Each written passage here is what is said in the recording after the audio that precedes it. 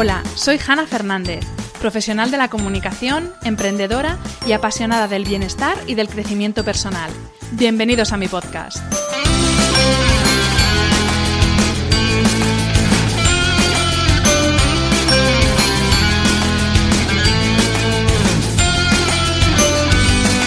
En cada episodio encontrarás charlas con personas brillantes e inspiradoras que te van a dar las claves para reinventarte, ilusionarte, empoderarte y vivir por fin la vida que quieres. Personas que con su trabajo diario y con su ejemplo están cambiando el mundo. Hablaremos de todas las esferas del bienestar sobre las que puedes actuar para empezar ya a vivir bien de verdad. Relaciones personales, equilibrio emocional y mental, trabajo, salud, sostenibilidad, finanzas, emprendimiento y crecimiento personal. ¿Estás listo? Vamos, yo te acompaño. Aquí comienza tu guía para vivir bien.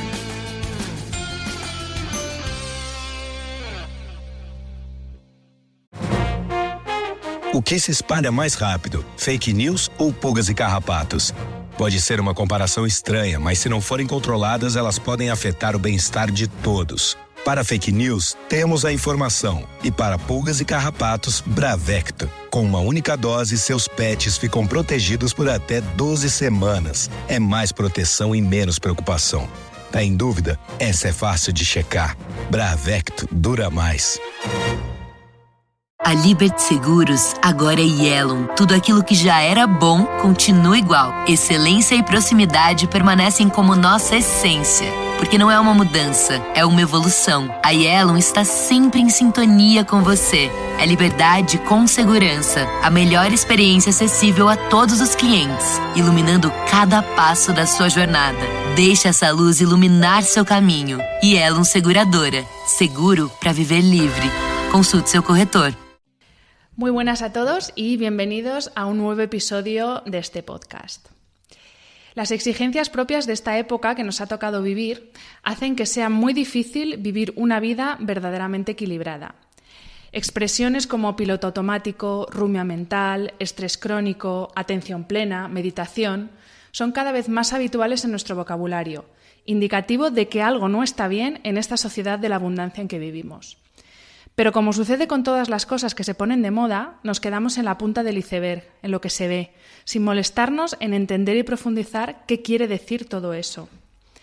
Esta punta del iceberg no son más que cortinas de humo que nos lanzan los que quieren hacer negocio también de esto, para que precisamente no pensemos en lo que es realmente importante, nosotros, y sigamos pensando que necesitamos de otros o de otras cosas para alcanzar lo que yo creo que todos buscamos, que es ser felices. Las redes sociales son una herramienta fabulosa para acercar la divulgación y dar a conocer el trabajo de expertos en todas las materias imaginables, pero tienen algo muy, muy malo. Son una máquina de fabricar expertos en que no tienen que demostrar nada. Lo dijo hace unas semanas la experta en marketing Gabe Castellanos en su Instagram.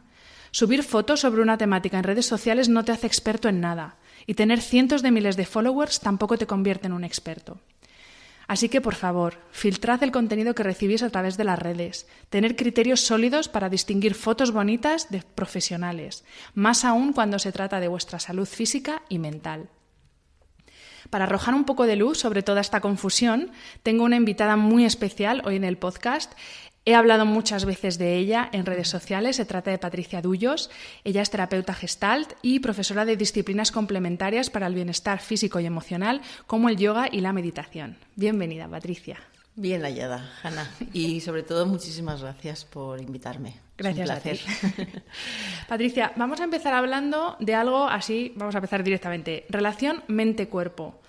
Nuestro cuerpo refleja síntomas del estrés que vivimos en forma de dolor físico, de ansiedad, de depresión, de problemas intestinales.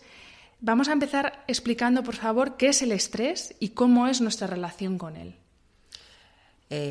Yo creo que lo primero es lo que acabas de decir, ¿no? La relación mente-cuerpo, en el que antes se trataba como las enfermedades psíquicas por una parte y las orgánicas más del cuerpo por otra. Y se ha visto ya desde hace un tiempo esa relación de mente y cuerpo, de que todo lo que le pasa al cuerpo a nivel somático o a nivel de enfermedad, va a influir en nuestro estado de ánimo. No nos gusta nunca estar malitos. Tenemos una relación con la enfermedad como que incluso a veces hasta nos enfadamos cuando el cuerpo se pone malo. Y todo lo que nos pasa a nivel psíquico va a tener una influencia sobre el cuerpo. Como tú bien dices, todos los pensamientos, todas nuestras creencias tienen una base corporal. Entonces ya hablar de la separación mente-cuerpo sería hablar de una idiotez muy grande.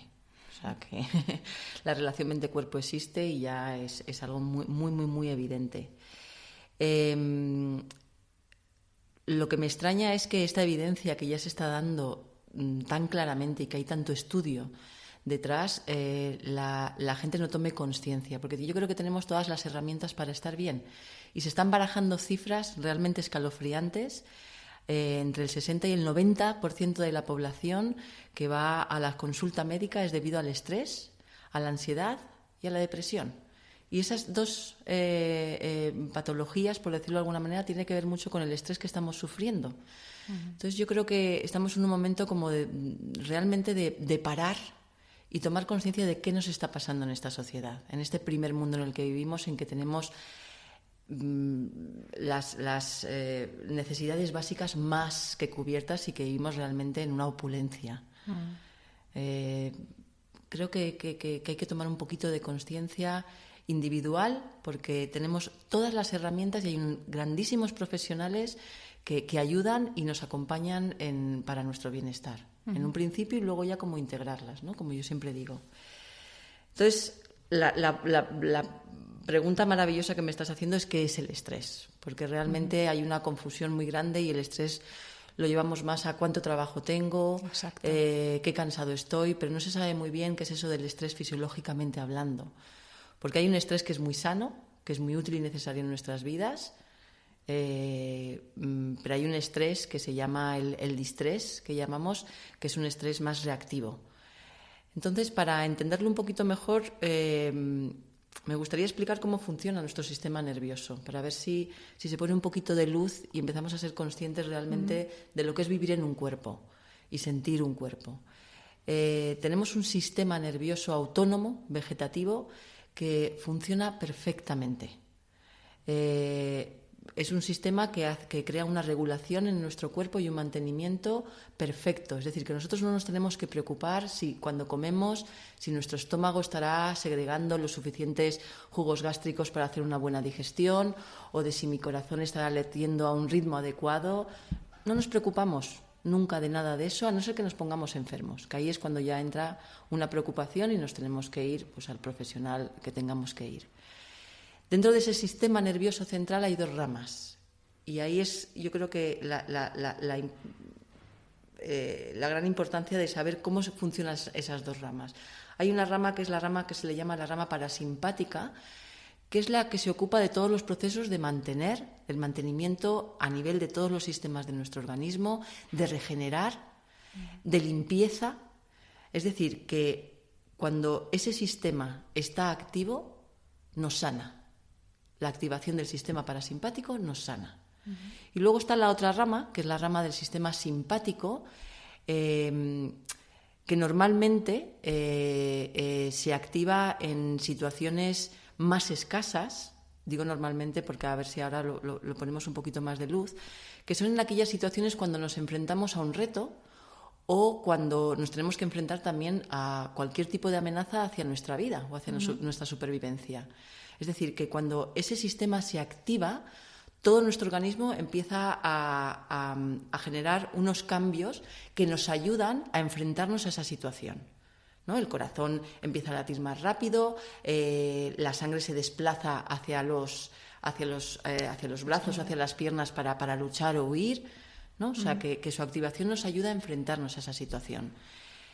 ¿Qué pasa? Que hace 30.000 años, cuando vivíamos en pleno contacto con la naturaleza salvaje, pues era un sistema que requería mucho más de nosotros, porque teníamos que salir a satisfacer nuestras necesidades más básicas o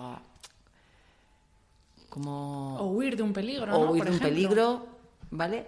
Imagínate que viene un león y tenemos que salir corriendo, pues ahí todo nuestro sistema nos acompaña, nos da esa energía para poder huir o para poder enfrentarnos. O sea que la activación del sistema simpático está para luchar o huir. Uh-huh. ¿Qué es lo que nos está pasando en nuestra actualidad? Que a pesar de los 30.000 años de evolución que tenemos, ese sistema está programado para activarse exactamente por lo mismo. Lo que pasa es que ahora ya no tenemos que luchar contra nadie, ya no tenemos que luchar contra un león, ya no tenemos que luchar por nuestra supervivencia. Ahora ya nuestros estresores, por decirlo de alguna manera, son... podré enfrentarme a mi jefe para decirle tal cosa, podré decirle esto a mi pareja, cómo educar a mis hijos o cómo decirles, cómo poner límites, cómo no poner límites. Hay otro tipo de estresores muy diferentes a cuando vivíamos en contacto con la naturaleza salvaje. Y lo que está pasando en nuestra actualidad es, uno, que no tenemos mucha conciencia de los retos y de las amenazas a las que nos enfrentamos. Vivimos mucho desde lo que a todo el mundo yo creo que le va a sonar, que es desde el piloto automático. Vivimos mucho desde una mecanicidad. Vamos por la vida... nos movemos mucho por la inercia y hay mucha desconexión con uno mismo. Y lo más importante de todo es que este sistema simpático no tiene una descarga como tenía hace años. Es decir, antes, cuando se activaba, luchábamos, gritábamos, huíamos, pero ahora nuestra expresión se ha reducido al mínimo, con lo cual el sistema nervioso simpático no completa su ciclo y nos quedamos como en una especie de bloqueo, de excitación continua, que esa sensación interna cuando uno se queda solito consigo mismo, se pone a respirar, yo lo veo mucho cuando llevo los programas de 8 semanas de mindfulness, de que la gente no puede estar consigo mismo. Hay una inquietud interna que no sabe cómo relacionarse con esa inquietud interna, y es que el sistema nervioso simpático está demasiado acelerado. Es para que nos entiendan los que nos escuchan como estar permanentemente alerta, ¿no? Esa sensación como de nervio constante.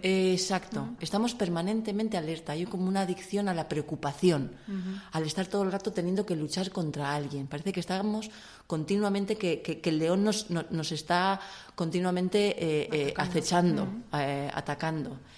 Y vivimos desde esa reacción continua. Con lo cual, al no ser conscientes del estrés y sobre todo al no ser conscientes de un cuerpo, pues mantenemos el sistema nervioso simpático demasiado activo. Y ahí es la gran causa ahora de esas cifras tan potentes, es que no somos conscientes ni del estrés, pero repito, porque somos muy poco conscientes de tener un cuerpo. Yo creo que nuestro cuerpo está siendo un esclavo de todos nuestros deseos y de todas nuestras preocupaciones. Sí, porque lo que tú dices ya no es solo los estresores que tenemos, sino que no sabemos y no tenemos herramientas para saberlo manejar, ¿no? Exacto. De hecho, bueno, en tu presentación, aparte de terapeuta Gestalt, porque lo eres, hemos dicho que eres profesora de yoga y de meditación, porque son precisamente dos herramientas súper útiles para gestionar el estrés. Entonces, si te parece, vamos a empezar definiendo qué es cada una, porque en esto también hay muchos errores, hay mucha preconcepción de lo que es y hay como mucho estereotipo. Y si te parece, vamos a empezar definiendo qué es meditación, por ejemplo. Vamos a hablar primero de la meditación, si te parece, y luego pasamos al yoga. ¿Qué es la meditación?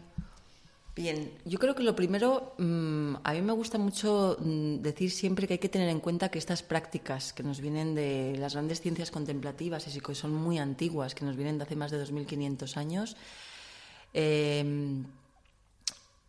en principio no fueron originadas para abordar los traumas o las heridas psicológicas de nuestra sociedad. Pero sí que se ha visto, gracias a los estudios de la neurociencia y el efecto que tienen estas prácticas sobre nuestro organismo y sobre el bienestar, que se pueden aplicar también para reducir o equilibrar el estrés. O sea, que también se puede, no como un complemento, como una ayuda hacia el conocimiento, si alguien no quiere entrar en un camino de autoconocimiento, de desarrollo personal, sí que es verdad que son muy análogas a la medicina, ¿vale? Porque lo que hacen es activar todos nuestros recursos internos que hacen que nuestro organismo esté sano, que es lo que es activar el sistema nervioso parasimpático. Entonces, para empezar, la meditación, como hay muchísimas metodologías y muchísimas herramientas, decir que la meditación es un método específico para desarrollar y entrenar la mente. Es decir, que es un cultivo de la mente para potenciar nuestras propias capacidades, nuestros propios recursos internos. Y como te decía, pues hay muchas ramas, hay muchas herramientas, hay muchas metodologías. Puede ser, por ejemplo, pues, procesos de visualización o entrar en concentrar la atención hacia los sonidos o hacia la respiración, como empezamos con las técnicas de la meditación mindfulness. O sea, que hay muchas herramientas que nos van a ir llevando primero a que esa atención que tenemos muy dispersa y puesta en muchos lugares y cada vez más por la sociedad en la que estamos viviendo, que vivimos en una sociedad que creo que estamos en el siglo más acelerado de la historia. Vivimos, yo siempre digo que estamos viviendo como de piel para afuera y que no nos estamos haciendo cargo de nosotros mismos, responsabilizando realmente de nuestra salud. Pues cualquiera de las ramas que hay, cualquiera de las metodologías que elijas, primero y el primer paso es llevar la atención distraída, dispersa, hacia una concentración. Y eso lo que va a hacer es ir calmando poquito a poco toda la agitación de la mente y todos los procesos mentales que tienen que ver con las sensaciones, y ahí hay cuerpo, con las emociones, cuerpo de nuevo, y con los pensamientos. Es poder equilibrar las distintas funciones cerebrales, que es la unión entre mente y cuerpo. Perfecto. ¿Y el yoga con respecto a la meditación? O sin estar vinculada a la meditación, porque hay gente que lo define como una meditación en movimiento. ¿Cómo podemos definir el yoga, entonces? El yoga yo también lo podría definir como una meditación en movimiento. También es verdad que es otra de las herramientas que nos vienen desde hace tiempo. Para mí es una práctica interna de conciencia y transformación.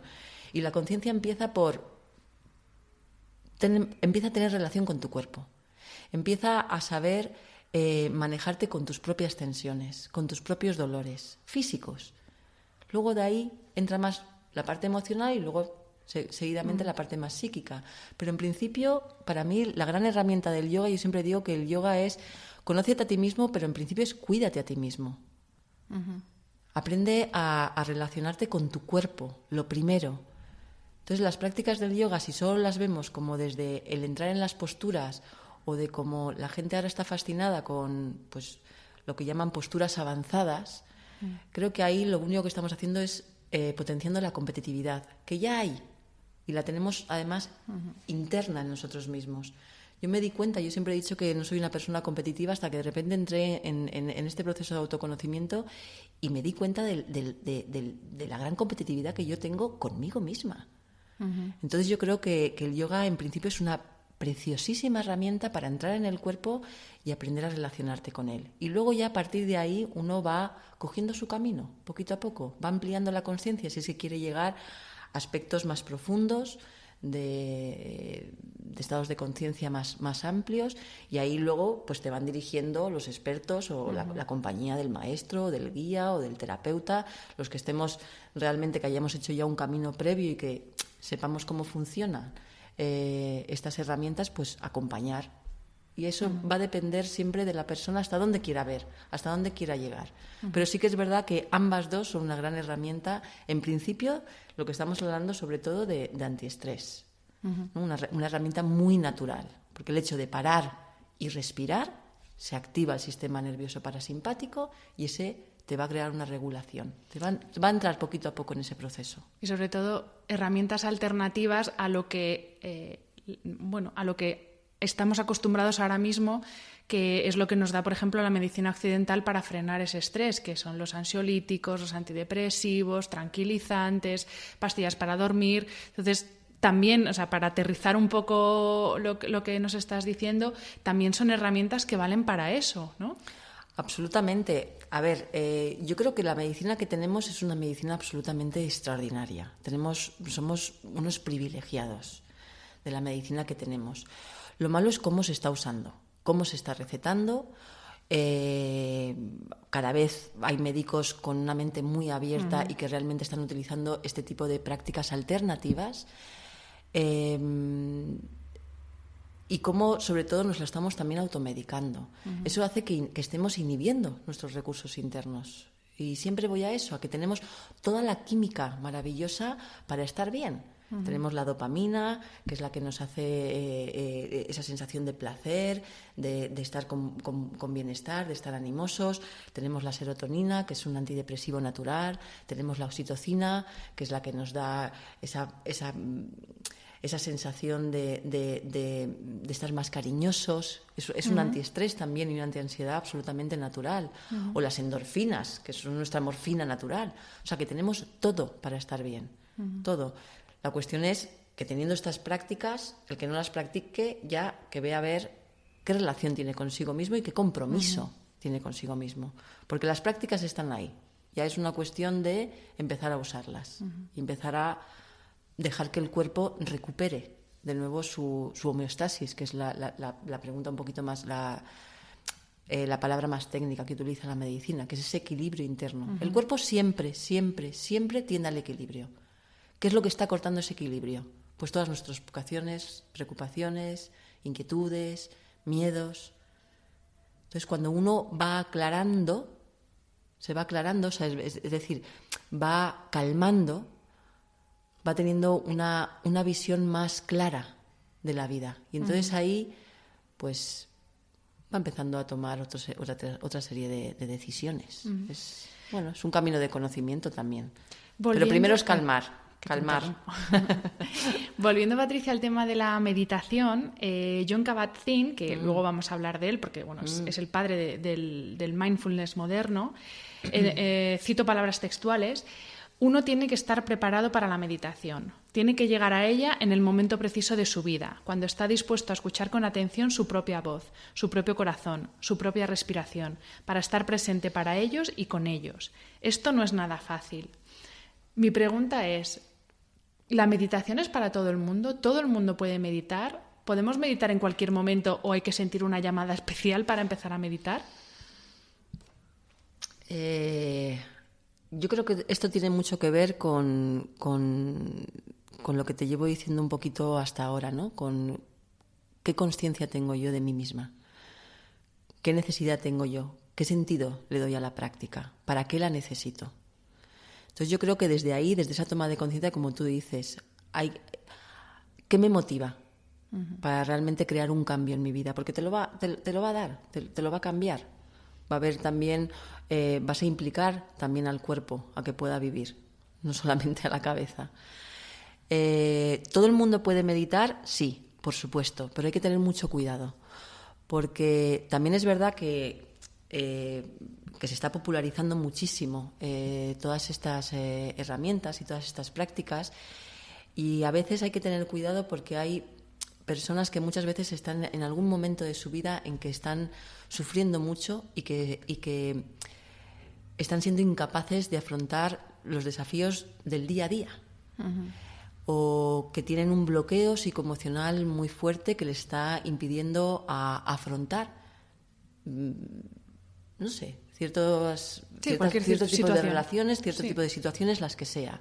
Entonces ahí sí que se requiere un acompañamiento más terapéutico, incluso psiquiátrico, con un buen psiquiatra que también tenga esta apertura y tenga esta profundidad también de la mente y que sepa recetar adecuadamente la medicina si es que se necesita una medicación, porque sí que es verdad que hay momentos muy complicados o situaciones en que la persona necesita también ese apoyo complementario, ¿no? de la psicología. No, y es importante lo que dices de no confundir o no creer que la meditación o el yoga es una panacea y que si hay problemas que realmente tienen que ser tratados por vía terapéutica o por vía médica, pues eso, ser conscientes de que no es una panacea.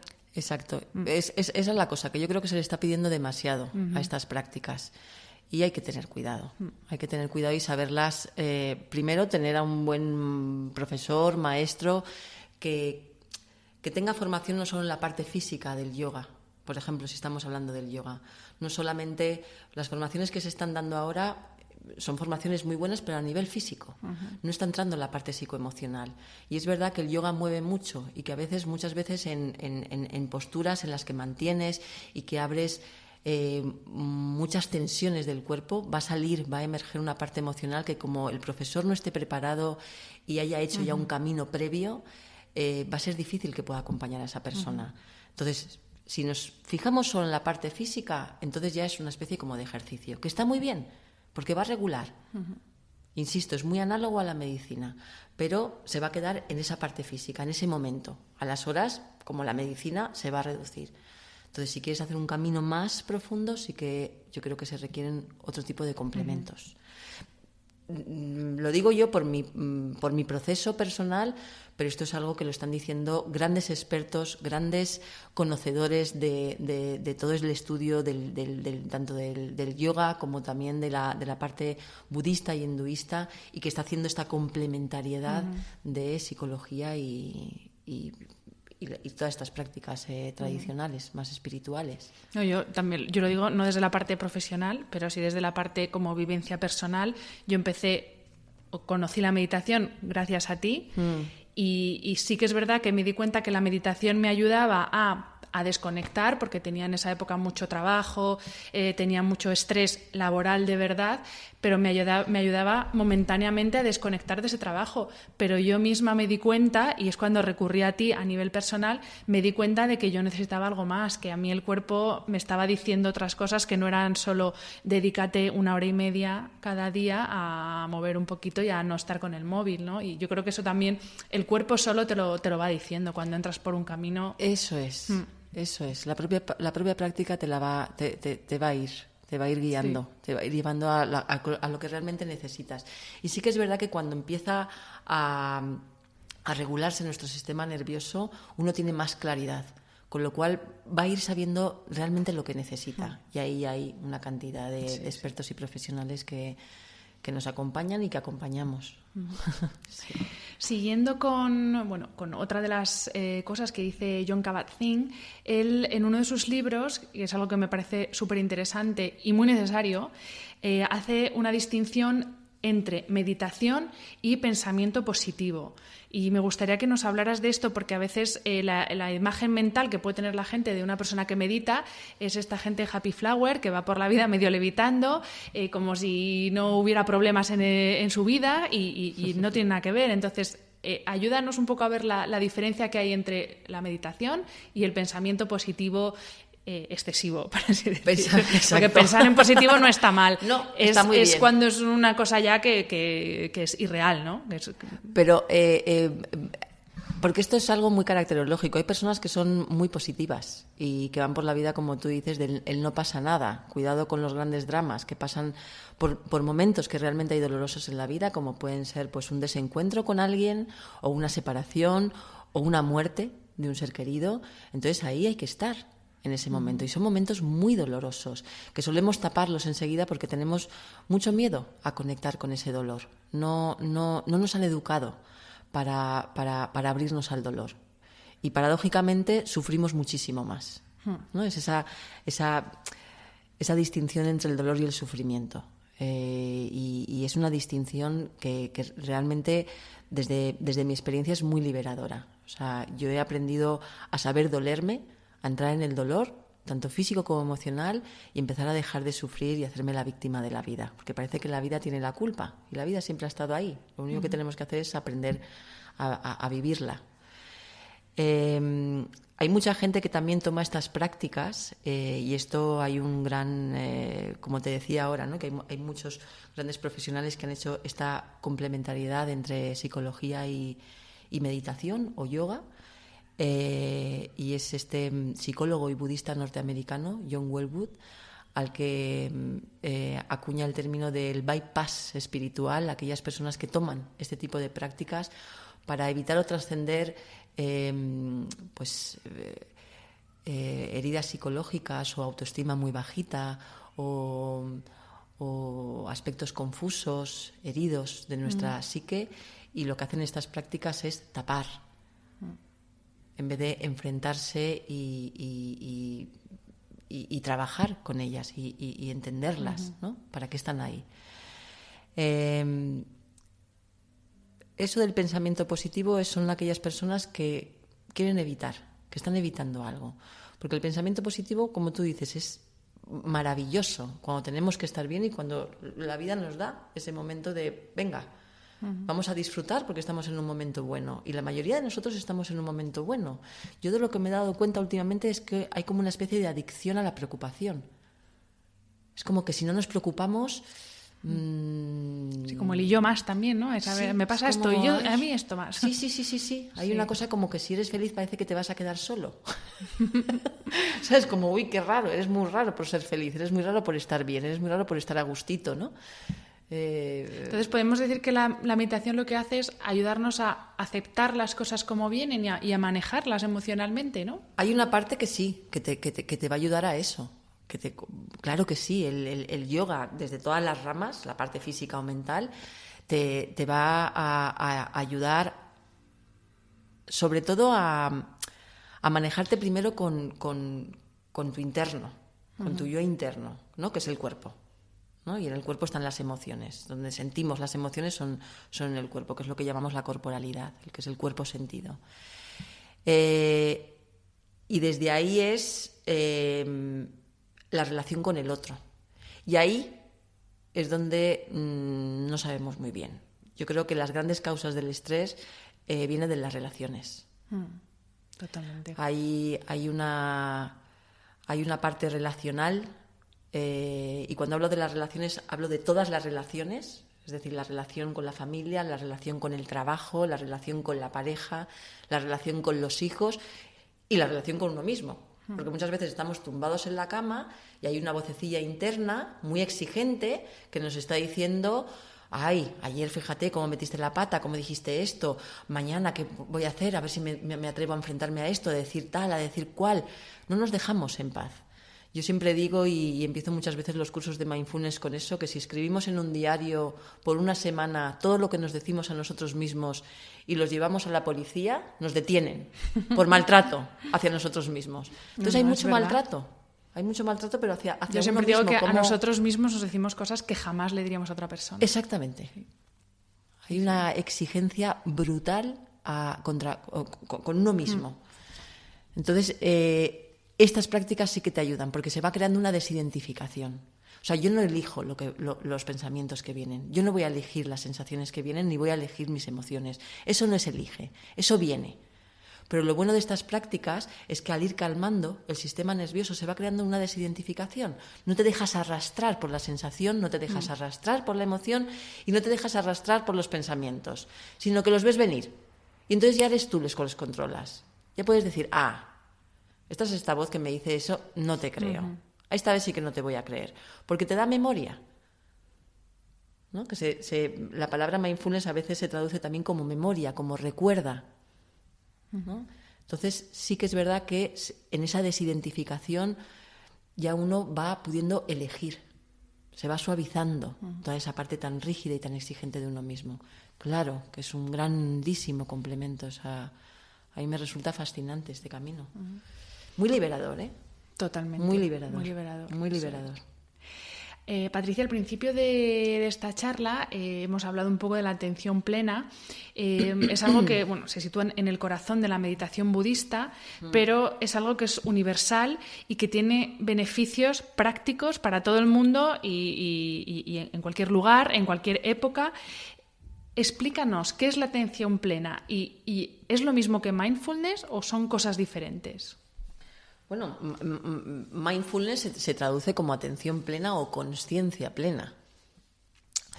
El redescubrimiento, porque tengo que hablar de redescubrimiento de mindfulness, es algo muy curioso, porque no se ha inventado nada nuevo.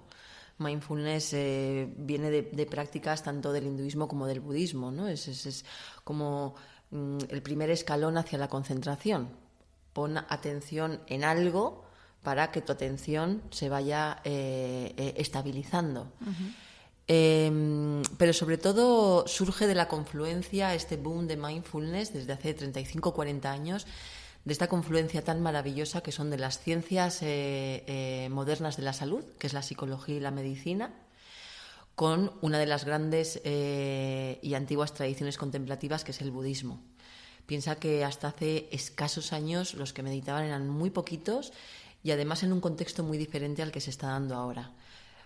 Hay que tener en cuenta que las ciencias contemplativas, su objetivo o su meta y su idea es de que el ser humano somos un ser completo, universal, trascendiendo a toda la diversidad cultural y a todas las diferencias individuales, pero que la psicología trata al individuo con más detalle, es decir, que va realmente a ver qué es lo que te preocupa a ti, cuál es tu problema, cuáles son tus miedos, cuáles son tus rabias, cuáles son tus rencores. Entonces, esa complementariedad viene muy bien, por una parte y por otra, pero el gran boom, el gran redescubrimiento de mindfulness es esta unión.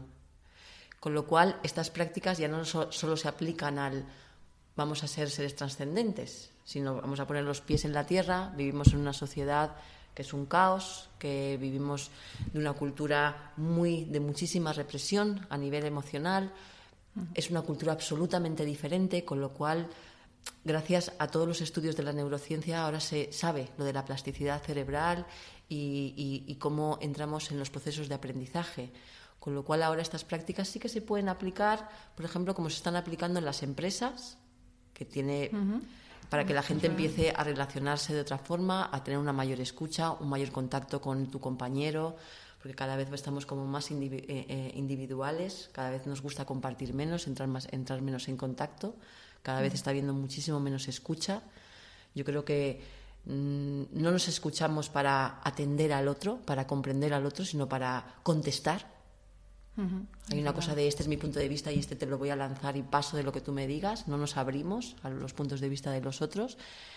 Y al igual que en las empresas, que está siendo muy necesario y la verdad es que está teniendo muchísima eficacia ahí, también se está llevando la educación a que los niños desde el principio ya también aprendan a relacionarse con sus propias emociones, por ejemplo, tengan otro tipo de atención, no solo esta educación tan académica que nos llega, que es aprende, datos, información, y eso a lo que está llegando, o sea, la consecuencia que está, a lo que nos está llevando esta educación tan académica, tan de datos y de información, es que hayamos inhibido completamente nuestra parte instintiva y afectiva. Con lo cual, claro, luego todos nuestros problemas psicoemocionales vienen porque no nos han enseñado a relacionarnos, nos han enseñado a que aprendamos. Mucha información, muchos datos. Y ya sabes que uno no se hace sabio por leer, sino por experiencia de la vida. Sino lo único que se transforma tanto de información en es algo muy vanidoso, en algo de una imagen, ¿no? Mira todo lo que sabe esta persona, todo lo que... Volviendo al tema de la atención plena, ¿podemos decir que la atención plena es el antídoto, por así decirlo, a lo que se conoce como la mente errante, esa mente dispersa que va de un pensamiento a otro, parece que es como está diseñada nuestra cabeza, ¿no? De ir pasando de un pensamiento a otro, o no tiene nada que ver? No tiene nada que ver. La atención plena es la que te va a llevar a un estado de concentración, es decir, a un estado de estar aquí, ahora, estar presente. Piensa que la respiración y el cuerpo es las que están eternamente presentes. Es la cabeza la que divaga.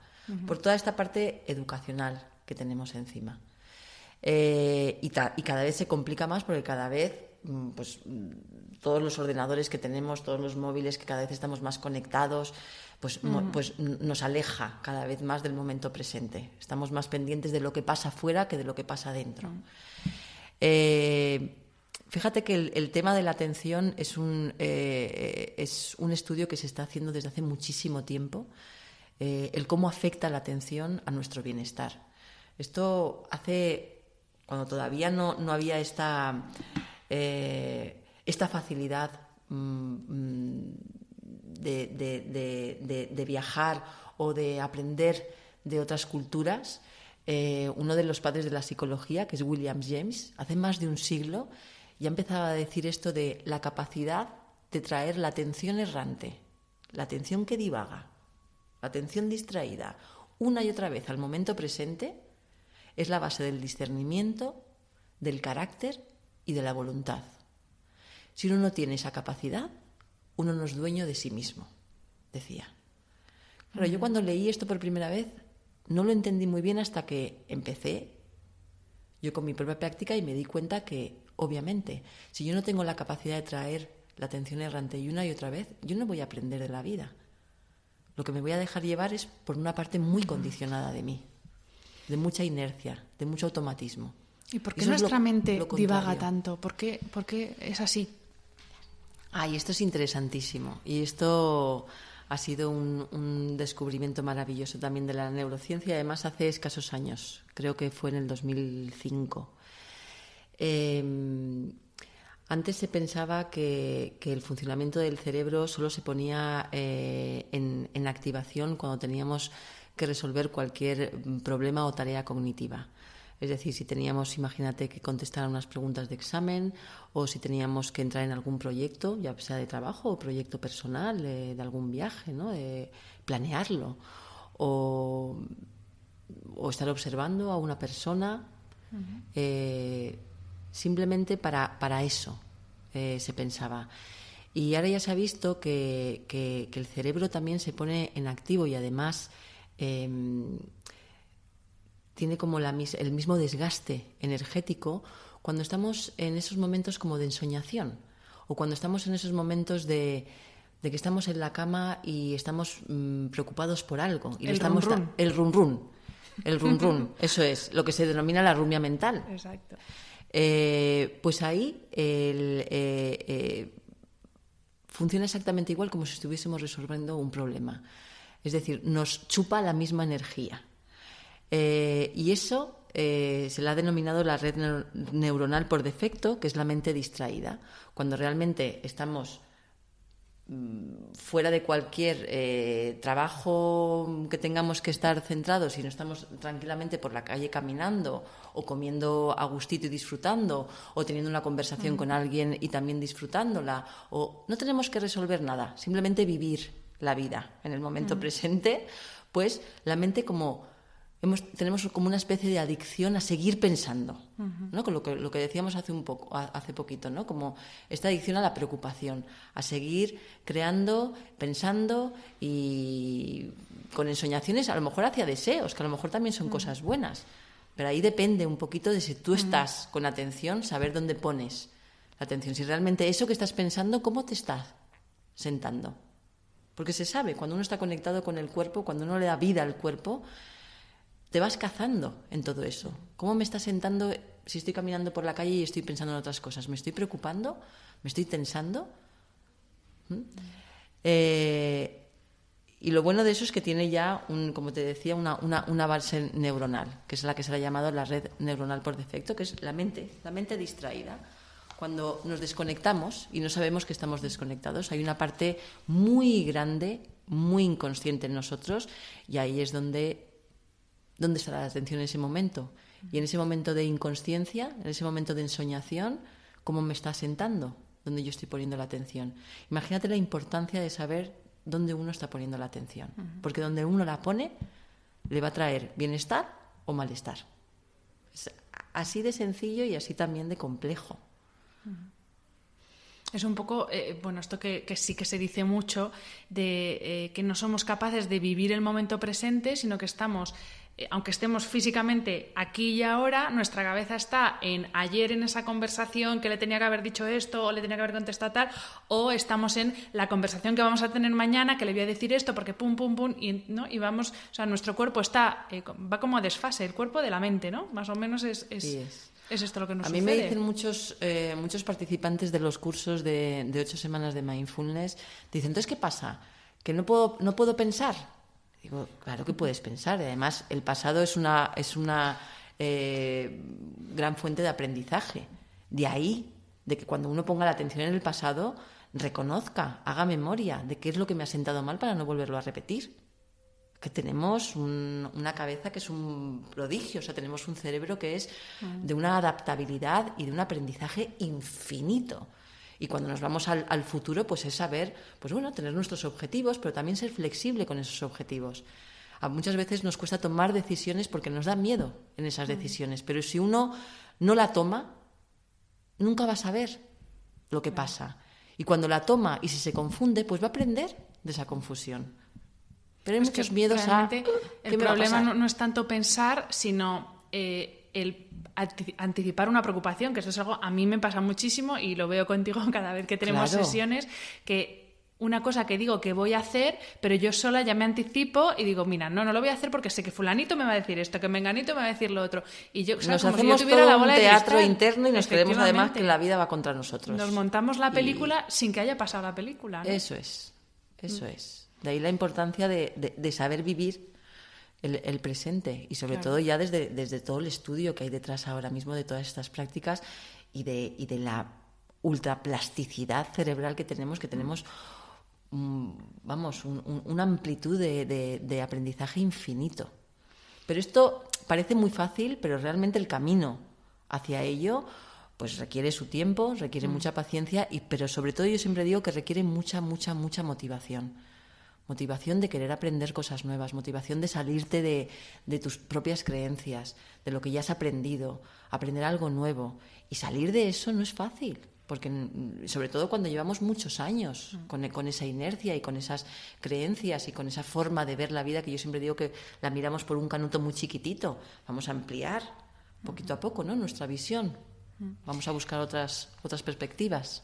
Ahora que mencionas el tema de, que ya hay estudios que demuestran científicamente la efectividad de estas disciplinas, hace unas semanas se publicó la noticia de que el gobierno tenía como en cuarentena algunas disciplinas como el yoga y la meditación, porque no estaba demostrado científicamente su efectividad. De hecho, ahora, viniendo para acá justo lo he visto, hay una campaña de publicidad en la calle de este programa que ellos han denominado Comprueba, con N de Comprueba, precisamente para que la gente pues como que no caiga en esas pseudoterapias, que para mí personalmente es un error meter en el mismo saco algo como el yoga y la meditación con otro tipo de terapias que es verdad que puede ser que no sean efectivas, pero ellos se escudan en decir que no hay una evidencia científica cuando es algo que no es verdad. Ya hemos mencionado aquí a Jon Kabat-Zinn, ahora vamos a hablar de los programas que también has mencionado de 8 semanas, y es que este señor es un médico que lleva más de 30 años demostrando con enfermos la efectividad, y corrígeme si me equivoco, la efectividad de algo como la meditación aplicado al ámbito médico donde la medicina tradicional no ha sido efectiva, que con esto no quiero decir que la medicina tradicional no sirva, pero que pueden ser complementarias, ¿no? Claro, absolutamente. Lo que está pasando ahora con todo esto de las pseudoterapias es realmente triste. Parece ser que si no hay un apoyo científico no vale nada. Y entonces, si nos vamos hace 40 años, estas que ahora se están apoyando en la neurociencia y en el estudio científico, antes no valían y ahora sí. Yo creo que esa es la gran ignorancia del ser humano, en que nos dejamos llevar más por esto que te decía hace un ratito de la educación académica, de datos científicos comprobables en tercera persona de una forma muy objetiva, y no nos dejamos llevar por la experiencia. Que cada uno practique, que cada uno vea si realmente estas prácticas son buenas para la persona. Yo creo que ahí la experiencia de la persona es la que dicta y la que realmente va a saber elegir. No porque se lo digan, sino porque él ha hecho un camino o ella ha hecho un camino realmente de experimentar con cualquier tipo de técnicas o de estas pseudoterapias.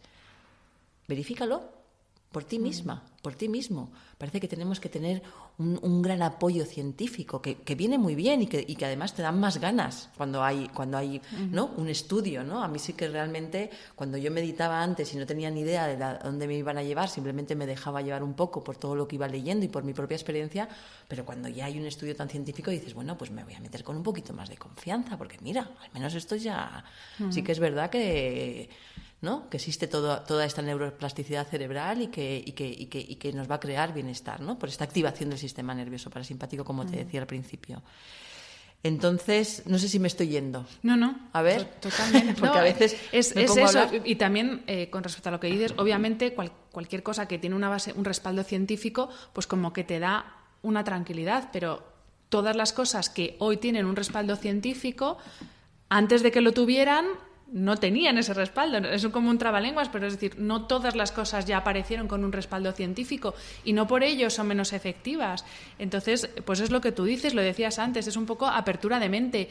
Y vale, no habrá tropecientas mil estadísticas que demuestren, pero hay miles de años de práctica que yo creo que para optar a algunos puestos públicos te vale o unos estudios o tener una práctica demostrable, ¿no? Pues no entiendo por qué, bueno, es que esto es un poco que estoy yo reivindicativa, pero me cuesta mucho entender esa cerrazón que creo que viene del desconocimiento. Básicamente, cuando no conoces algo, te da miedo. Entonces, en vez de hacer porque haya una demostración científica o por apoyar la demostración de la validez de esas disciplinas, pues lo que se hace es no se practica y ya está. Entonces, bueno, nada, era más que nada por saber tu opinión porque yo estoy realmente sorprendida de esta situación y creo que es un paso para atrás, pero bueno.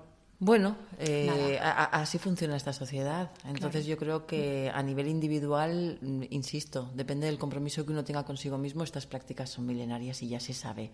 Y además ahora con este apoyo científico, ¿no? Pero cuando uno entra en la práctica, lo va a saber.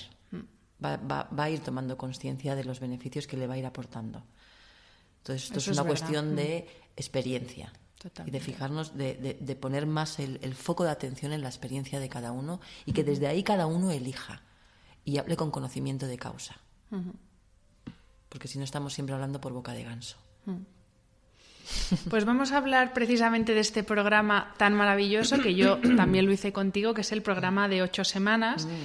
Que es un programa para la reducción del estrés basado en el mindfulness y la duración es de 8 semanas. Entonces, me gustaría, Patricia, porque también empiezo a ver por ahí gente que de repente empieza a impartir estos programas, sí me gustaría que nos explicaras en qué consiste el programa, para qué sirve y porque, lo dicho, no son unas convivencias, o sea, no es ir a hacer un retiro de fin de semana de yoga, es algo muy serio. Entonces, sí que me gustaría, para que todo el mundo tuviera claro, qué es este programa y qué objetivo tiene hacer el programa MBSR. Bien, a ver, el origen el fundador, mejor dicho, de este programa es, que lo has citado antes, es Jon Kabat-Zinn. Jon Kabat-Zinn es biólogo molecular y fue profesor de medicina en la Universidad de Massachusetts y él lo cuenta muy bien en su libro de... ¿cuál es este de...? Ay, no me acuerdo, a ver si tú te lo recuerdas. Vivir con plenitud las crisis. Ahí él lo cuenta muy bien. Es un libro que recomiendo 100% a las personas, pero al mismo tiempo que están en la práctica, porque leerlo y luego no hacer la práctica no nos sirve para nada. Solamente es una saturación de más información. Y que no es fácil de entender si no tienes una persona que te está guiando.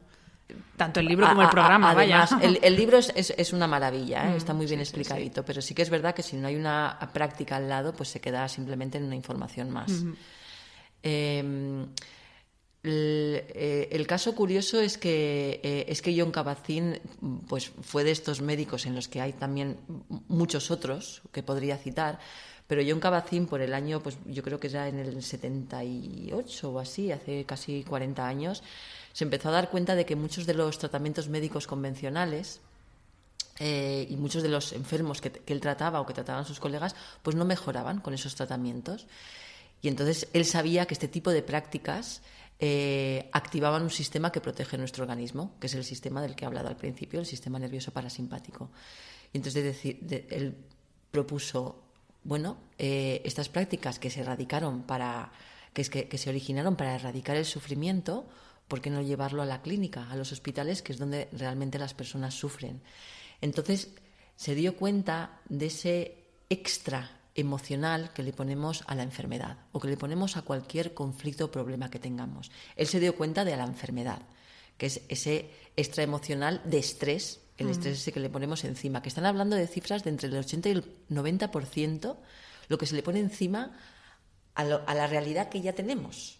Tú imagínate el 80 y el 90%. O sea, es una barbaridad lo que sufrimos.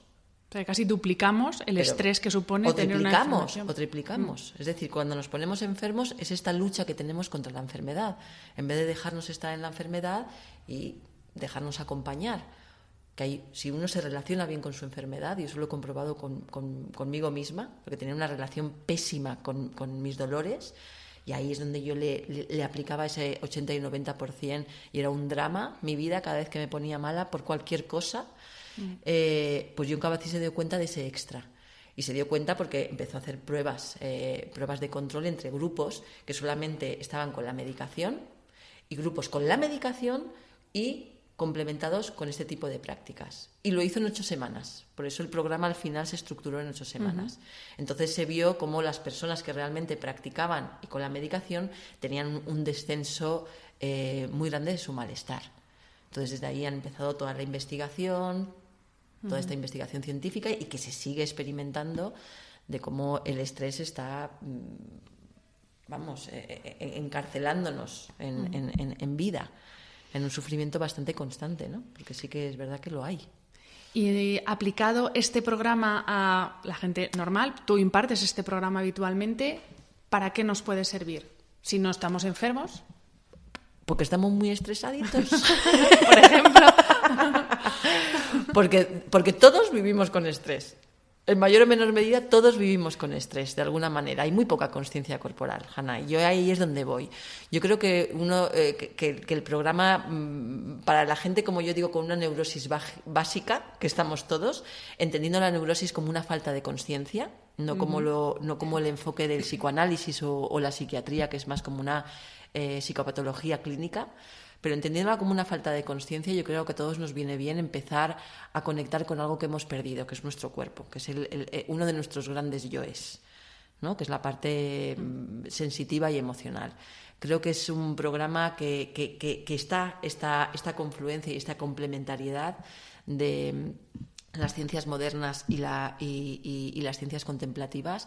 Creo que es un programa que te da unas herramientas básicas, muy principales, para que luego tú, si quieres continuar tu camino, lo puedas continuar, pero sí que al principio toma conciencia con tu cuerpo, aprende a relajarte, porque tienes todas las herramientas para ello, y luego a partir de ahí ya cada uno, con el compromiso consigo mismo, pues puede seguir avanzando y profundizando. O sea que yo creo que a todo el mundo le puede venir de maravilla. Se lo recomiendo a todo el mundo. Yo también. Porque además uno diría, pero yo estoy bien ahora, pero es que cuando tú empiezas a practicar, empiezas a crear un sistema nervioso mucho más fuerte, un sistema inmuno mucho más fuerte, y también un manejo con tus emociones mucho más respetuoso. Es decir, que no te dejas llevar por la parte emocional, sabes manejarte en la emoción, porque es que la ves venir. Yo la veo, cuando me está viniendo la rabia, la veo, y entonces digo, a ver, ¿es proporcional a esto que me está pasando? ¿Es algo de mi pasado y estoy dejándome llevar por una reactividad? Es decir, que las prácticas de mindfulness lo que te van llevando a la larga es como a crear un espacio entre el estímulo, todo aquel estímulo tanto interno como externo, y en vez de que la respuesta sea reactiva, tener una respuesta mucho más respetuosa, mucho más adaptativa. De ahí que sea un estrés también adaptativo el que podemos tener, que es muy tolerable, no nos hace sufrir ese estrés adaptativo, el que nos hace sufrir es el reactivo. Entonces, y sobre todo como una gran prevención, porque yo lo que digo es que gracias a todos los años que llevo en la práctica, tanto del yoga como en la meditación, sí que me he dado cuenta de cuando vienen conflictos en mi vida, a nivel relacional o bien hacia afuera, con el trabajo, con mi pareja o con quien sea externamente, o a nivel interno con mi propia enfermedad, la relación que voy teniendo con ellas es mucho más amable, es mucho más sana, podría decir. Es que es lo que te iba a decir, porque muchas veces cuando alguien nos pregunta ¿cómo estás? Tú dices, pues bien, pero realmente estás ahí como al límite, y yo creo que este programa, por ejemplo, te ayuda a darte cuenta de que no estás bien, que sí, podrías estar peor, pero que estás al límite, que en cualquier momento, por una mínima chorrada, vas a explotar. Entonces, yo creo que también ayuda mucho a decir, pues eso, a saber que no estás bien. O sea, cuando te preguntan ¿qué tal estás? Y yo a veces, esto me lo dijiste tú, a veces digo... ¿Te digo que bien o te digo la verdad? Porque claro, bueno, pues bien, sí, no me estoy muriendo. Sí, claro, ya, siempre, bueno, son clichés. ¿Cómo Exacto, estás? Bien, sí. mal. Lo que pasa es que yo siempre digo, bien o te lo cuento. Efectivamente. Contesto con el cliché y luego te lo cuento. Sí que hay que tener en cuenta que no nos hacemos cargos de nuestros síntomas. Que hasta que no peta el cuerpo, como yo digo, hasta que no nos rompemos, no nos hacemos cargo. Es decir, ay, qué cansada estoy, ay, qué dolor de espalda, ay, cómo me duelen las rodillas, ay, qué angustia tengo, ay, qué dolor de cabeza, ay, que me duele el estómago. Pero vamos pasando por eso, bueno, pues me tomo esta medicación, me voy un poquito a yoga, me voy un poquito a no sé qué, pero no hacemos mucho cargo de los síntomas. Hasta que el cuerpo no hace patapam y explota. Exacto. O sea que creo que es una gran herramienta, como estábamos diciendo desde el principio, primero para la regulación del estrés, pero luego una gran herramienta de autoconocimiento si la sabes llevar, si te sabes acompañar, y sobre todo al principio sí que hay que tener a un guía al lado que haya recorrido ese caminito. Para mí ha sido fundamental en mi camino y sigue siendo fundamental el tener a alguien que haya avanzado más en ese camino. Patricia, ¿cómo podemos empezar a aplicar el mindfulness en nuestro día a día? Si no hemos hecho un programa MBSR, si no hacemos yoga, meditación, para una persona que por primera vez está escuchando este tipo de cosas y dice, bueno, pues voy a probar. ¿Cómo podemos empezar a aplicar mindfulness ahora mismo? Pues parando y respirando. Yo siempre digo que la práctica más sencilla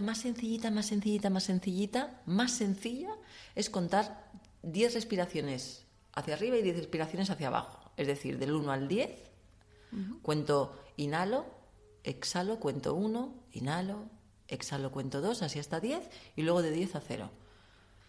No llega ni a 2 o 3 minutitos.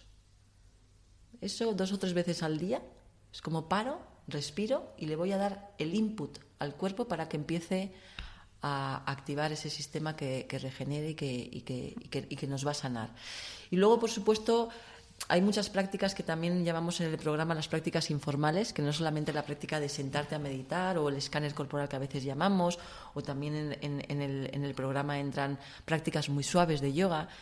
También hay unas prácticas informales que son maravillosas para fijar la atención en aquello que estamos haciendo, que normalmente lo hacemos con el automático, pues hacerlo consciente, hacerlos atentos. Por ejemplo, cuando nos lavamos los dientes o cuando nos estamos duchando. Pues poner atención en ese momento, en las sensaciones del cuerpo. Ya solo no lavarse los dientes mientras que te estás duchando ya sería una práctica, ¿no? Hacer Ya sería una cosa cada vez. Exacto. Es que el hecho de darte cuenta de que la mente está distraída ya es terapéutico. Ya dejas de llevarla a esa parte distraída, esa parte que divaga, que está activando demasiado nuestro sistema nervioso. O sea, el darte cuenta de que estás distraído ya es terapéutico de por sí. Entonces imagínate si en cada momento nos damos cuenta de, ostras, que ya me he vuelto a ir, ya me he vuelto a enganchar en unas cosas que lo único que me están haciendo es sufrir. Y si sufres mucho, pues haz un caminito de terapia, que te va a ayudar un montón también.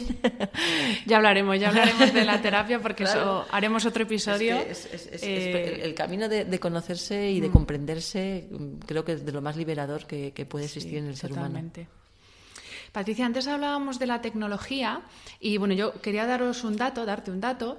La aplicación de meditación Headspace tiene más de 18 millones de usuarios en todo el mundo. Entonces, bueno, antes hemos dicho que la tecnología está afectándonos negativamente en esta incapacidad para tener una atención plena en algo, para estar concentrados en una sola cosa. Sí. Y no sé, ¿estamos intentando encontrar la solución a nuestros problemas de nuevo en una tercera cosa en vez de buscarla en nosotros? ¿O tú crees que este tipo de aplicaciones son herramientas que bien utilizadas nos pueden ayudar? Yo no las conozco, es decir, yo nunca las he utilizado. Yo creo mucho en el contacto con la persona. Y yo, desde mi experiencia, puedo decir que a mí el contactar y el dar con buenos profesionales me ha servido muchísimo. Pero sí que es verdad que yo oigo a personas y que he preguntado a algunas personas que lo están usando que les vienen bien. Es decir, que hay personas que realmente están muy metidas en su trabajo. Hay una adicción también al trabajo muy, muy bestia. Yo creo que demasiado exagerada, pero que, bueno, ahí está la elección de la gente. Algo estarán haciendo que tiene, ¿no?, tanta demanda. O sea que no te puedo hablar de si funcionan bien o funcionan mal porque yo no lo he probado. Con lo cual, como yo no tengo experiencia en eso, No lo sé.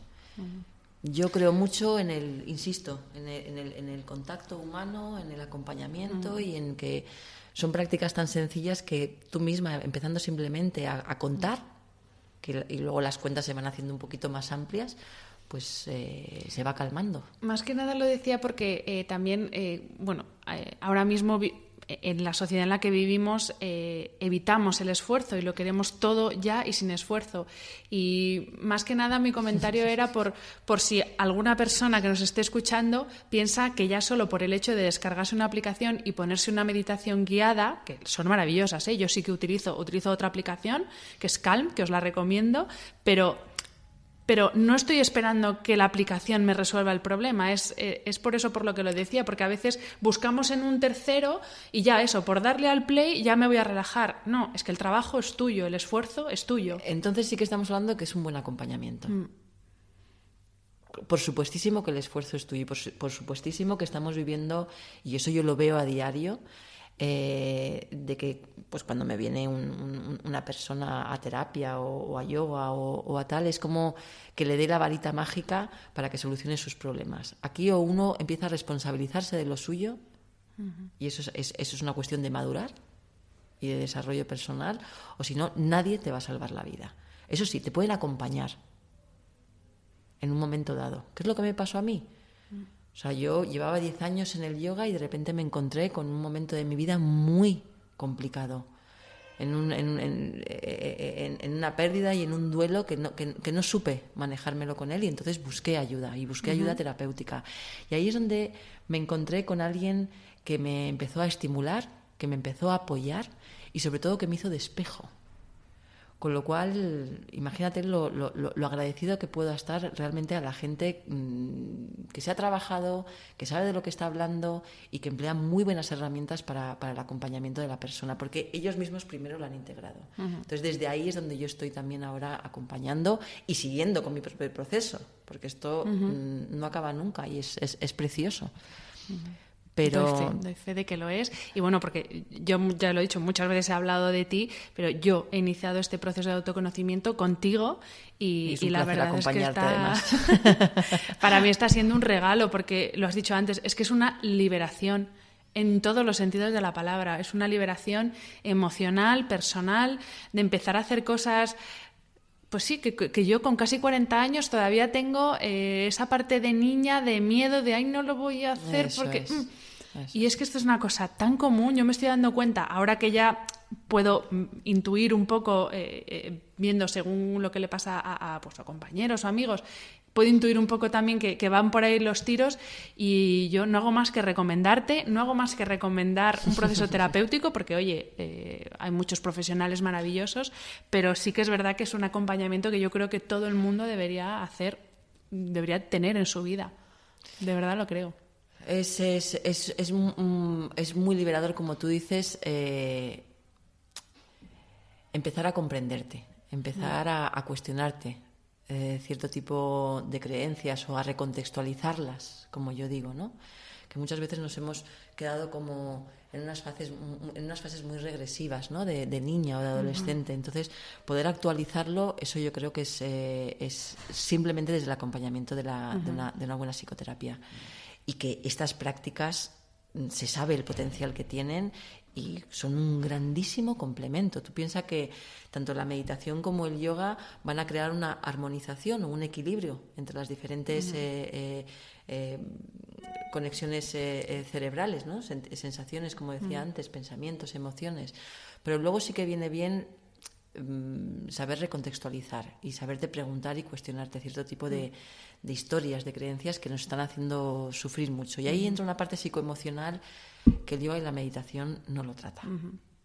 No, lo he dicho, tenemos un episodio pendiente para hablar de esto porque realmente es maravilloso.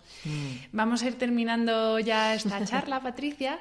Se me ha hecho cortísima. Escucharte, bueno, yo ya te digo, siempre es un privilegio, es un gustazo, porque hablas desde la honestidad, desde la transparencia, desde la experiencia que da el haber vivido un proceso personal. Y me gustaría terminar esta entrevista haciéndote una última pregunta, que es la siguiente. Si tuvieras delante a la Patricia de hace 15 años empezaste tu proceso terapéutico. Más o menos. Más o menos. Si tuvieras delante a la Patricia de hace 15 años, ¿qué le dirías? ¿Que hiciera, que no hiciera? Le diría lo que me digo yo diariamente, que se ha convertido en un mantra para mí, y es confía en el proceso. Yo siempre digo que no es un proceso fácil, que pasas por momentos muy dolorosos, que tocas verdaderos infiernos a veces, pero que si no te quedas en ellos y no los atraviesas, vuelves de nuevo a ese condicionamiento, a ese automático y a esa mecanicidad. Creo que es muy importante estar bien acompañado, insisto en esto, hasta que uno lo va integrando en su propia vida y se sabe manejar de otras muchas formas que de la parte más como más rígida, ¿no? Más condicionada.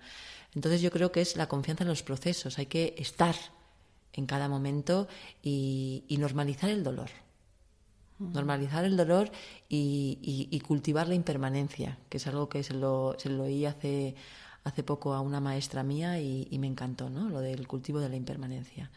Yo creo que desde ahí es dejarte estar en cada momento, sobre todo. Es importante el dejarse estar y vivir la vida. Se nos escapa. Ya te digo. Pues muchísimas gracias, Patricia. Ha Gracias sido a ti. un placer.